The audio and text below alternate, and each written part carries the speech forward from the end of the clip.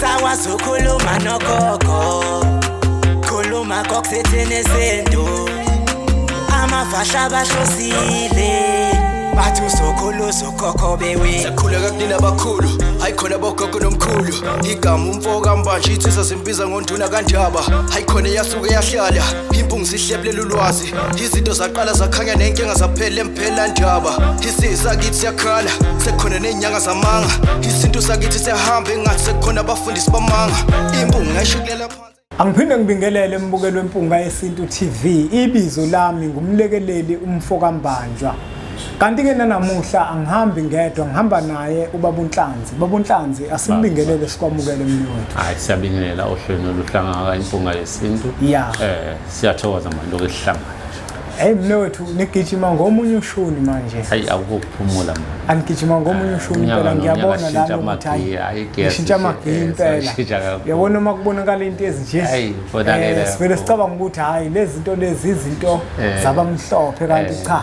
Izinto zabantu abamposholo impela. Cha kufanele sikubonge lokho ukuthi sizama ukushintsha igiya. Yebo ngoba phela abantu abaningi baba uNhlanzi ngizokubeka lokho. Abantu abaningi uma eya ekhemesi. Eyothenga umuthi omkhuhlane ubona sengathi into ehlambuluke kakhulu ngaphezulu kwazo zonke izoyakha naye ubona sengathi ikhamba likho khona uyabona kanti amakhamba khona uma manje senibabambile abantu ukuthi bayazithanda izinto ezibukeka njengesilungu ukuze belapheke nami ngiyajabula kakhulu ukubona belaphi bendabuko begaya amakhambi ngalendlela abamhlophe abenza ngayo uyabona kuhle kona mne wethu ukuze abantu sizokwazi ukuthi belapheka ba kumele ukuthi nathi sinyuse izinga uma senza lemisebenzi yokulapha singamentweni ngoba manje abantu vele manje ibona abaphucukile isikhathi siyashintsha ngibona laba bunhlanzi yini le babunhlanzi Ilotion Ilotion le enhle kakhulu egcotshwa ebuseni ikakhulukazi nje uma ufuna ukuthandeka nje noma ufuna ukugcoba ilotion unendlela oyithathayo ushawa umoya iyasiza kakhulu ikhona neyabantu besilisa naye umbaleka kakhulukazi kubantu besifazana kodwa na umuntu othi sangayisebenzisa ukuthi umbala kakhulukazi uthinta lolu hlobo labantu besifazana kodwa na umuntu wesilisa ngoba idila yakho nokuthandeka nokuthi nje abantu bekubuka kube khona lo ukuthi uthandeke yabona omunye umuntu babunhlanzi ojwayele iziqabo uzothi kazi khona amafuthana hayi lena yabona nje isithola nje inkulu amalokhuza amakhulu amabhakede amakhulu bese siyayihlanganisa nje sifaka into zethu zesintu ezinhle awekho amafutha ezilwane awekho amafutha amambi amajuice nje athila ezihlahla esiwafaka la phakathi omunye umuntu babunhlanzi uzothi kazi uma mhlambe kine interview ingakwazi ukuthi ngilele ila isebenza khona interview uyesithandweni sakho uyemhlanganweni ufuna ukuthandeka kona noma indawo le uzothi mofika kuyona noma uyokotiza umakoti ugcobile nje bakuthanda umamezala uthandeka nasekhana